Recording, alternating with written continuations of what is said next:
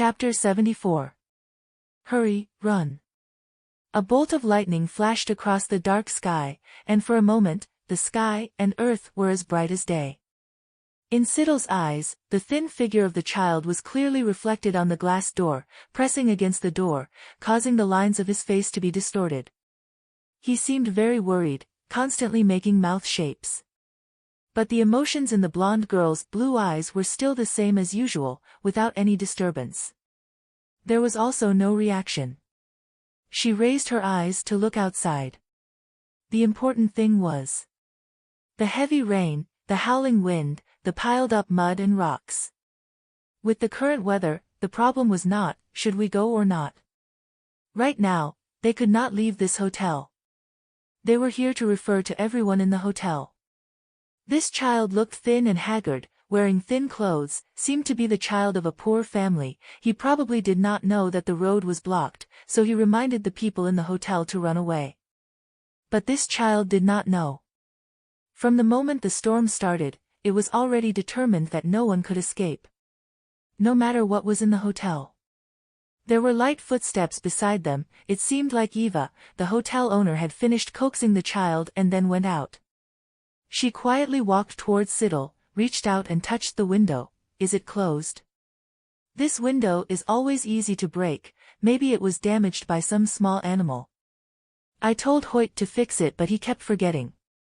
The Hoyt that the woman mentioned was the man who had just delivered lunch. They seemed to be a married couple, and the child in the room was their child. The figure of the boy in the heavy rain outside the window had quietly disappeared after Eva appeared, hiding in the darkness, as if he had never appeared before. The woman with sunken eyes looked out the window a few times before calmly leaving. Before leaving, she asked Siddle, "Do you really not need to eat anything? I can give you some food." Siddle thought of the meat pies made from meat of unknown origin, and refused Eva's offer with a benevolent tone. "No need." Eva smiled regretfully. "All right, it's a pity you can't taste Hoyt's cooking." She muttered a few words and left. Siddle looked out the window again, her expression still the same, and returned to her seat. But Siddle suddenly discovered. She had only left for a few minutes, but Belch's face had turned pale, and his whole body was trembling non-stop. Seeing Siddle return, Belch hurriedly grabbed her sleeve, and said in a low voice, "Sister, I discovered something. That female corpse." He swallowed his saliva and signaled Siddle to look at the corpse in the corner of the room. "She doesn't look quite right." "Siddle." She looked up and down at the female body, her heart suddenly cold. She understood why Belch said that. The female body was covered from head to toe with a white plastic film, but at this moment the plastic film on her face was moving up and down steadily. At first glance, it seemed like this corpse had come back to life. Not only that, when the female body was carried into the hotel and placed in the corner, her two hands were clearly placed on top of each other on her lower abdomen, but now, her two arms were placed on both sides of her body. Siddle squinted slightly, looked carefully a few more times. Her sharp eyes saw something on the plastic film. John and the others were sitting on one side resting when they suddenly heard a calm voice ringing out beside them. "Uncle Police, it seems like something is wrong with your corpse." The blonde girl coldly glanced at the woman's body, as if hinting at something. As soon as she spoke, everyone in this cramped hotel heard it. The other guests looked over with appraising eyes. John was stunned, quickly stood up, walked to the woman's body, and bent down to check. He also saw the membrane covering the body's face slightly undulating. His heart suddenly tensed. He carefully picked up a corner of the membrane and slowly pulled it off. The blonde girl's expression did not change. Her cold eyes stared at the police officer John's movements. Belch's heart was about to jump out of his throat. He tensed up, staring unblinkingly at the corpse in the corner of the room. Whoosh whoosh, a few raindrops fell from the membrane. The man tore open a small section, and a fly buzzed out of the membrane.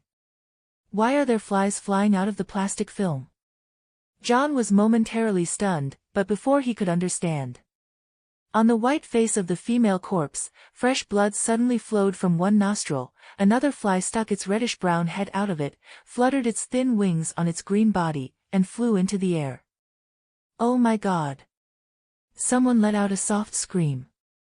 This is too disgusting. However, John breathed a sigh of relief. It wasn't that there was anything strange about the corpse, it was just that the bugs in the corpse had just crawled out and crawled inside the plastic film, causing the white film to shake.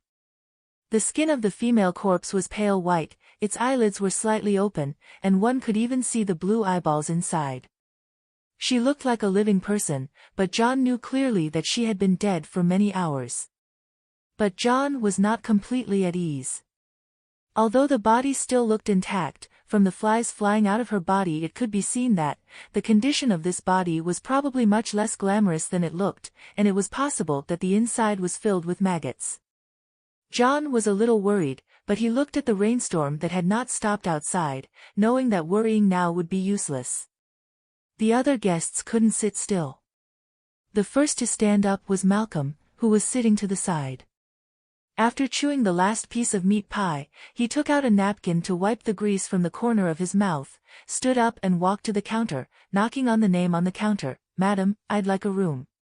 Eva heard the sound and hurried to the counter, took out a room card and handed it to him. "Sir, this is your room dash. Have a good stay." Her sunken cheeks were slightly raised, her black eyes filled with unclear emotions, as if trying to appear friendly, but there was a strange sense of contradiction.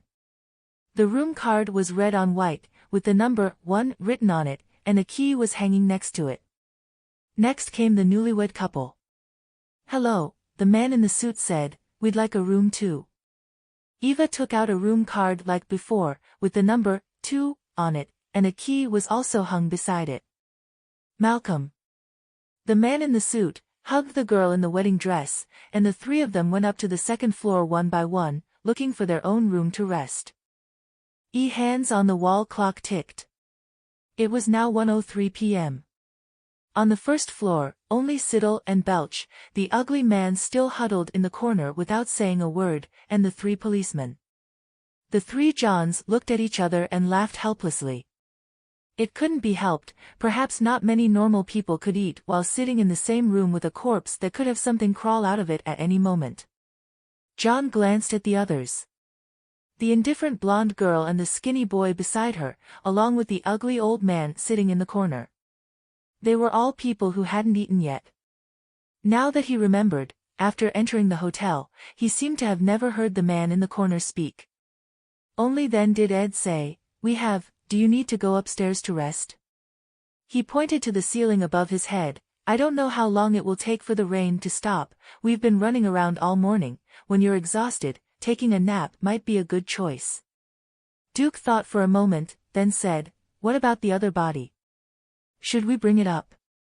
"Let's do this," Ed thought for a moment. "One of us will stay down here to watch her, it's inconvenient to move her back and forth. This is important evidence anyway." He shrugged. "What if it gets damaged by a collision? Besides, who knows what else is in her body? If she crawls out again, it'll be troublesome. I don't want to stay here as a janitor." "Okay." John couldn't help but smile, his gloomy mood seemed to be relieved. "Just do it your way, then."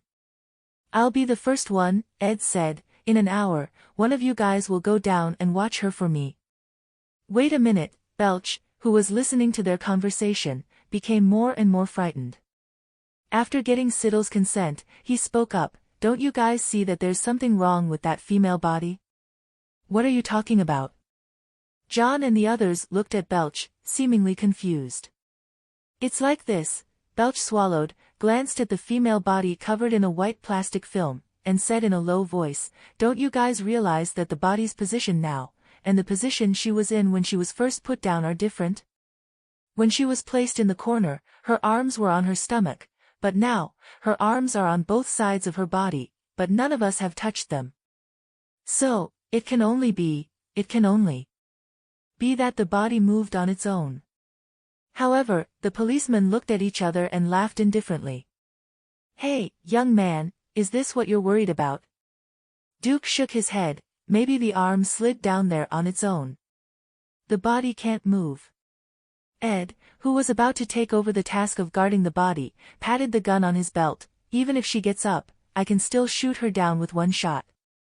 Seeing that the policemen were taking this lightly, Belch gradually became less frightened, but when he glanced at the female body in the corner, he still felt a chill in his heart, quietly looked away, and muttered, "All right, I hope you're right." Siddle did not avoid looking at the female body wrapped in white plastic in the corner.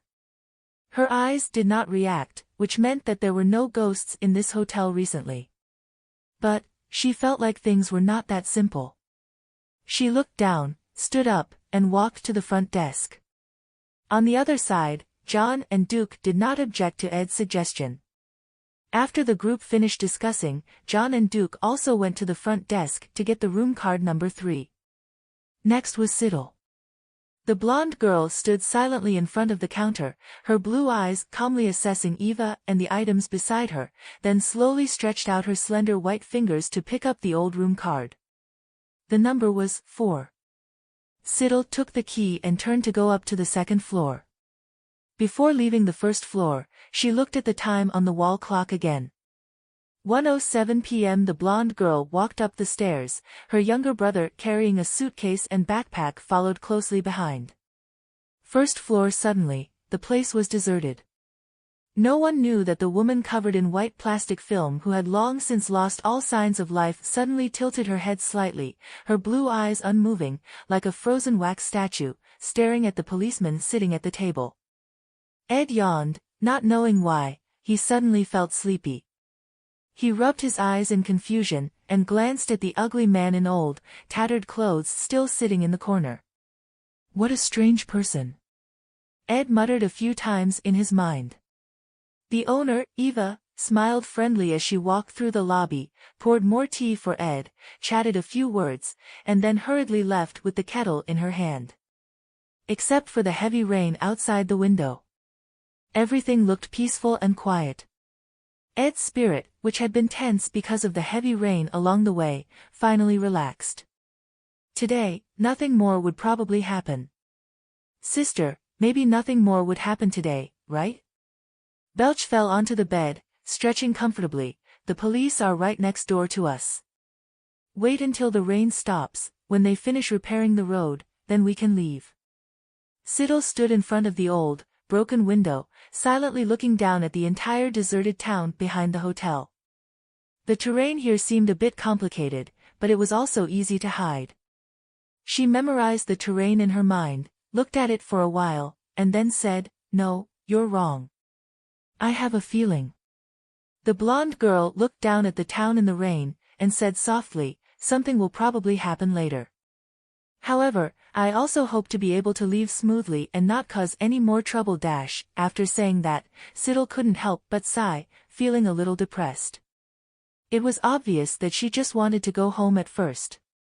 Siddle's feeling was indeed correct. Until around 2 o'clock, something very bad suddenly happened in the hotel. This incident directly broke the seemingly peaceful and quiet atmosphere in the hotel, tearing apart the peaceful shell, completely revealing a sinister side. Someone had died. But that wasn't the cause of the commotion in the hotel. The worst thing was that everyone realized one thing. This was just the beginning.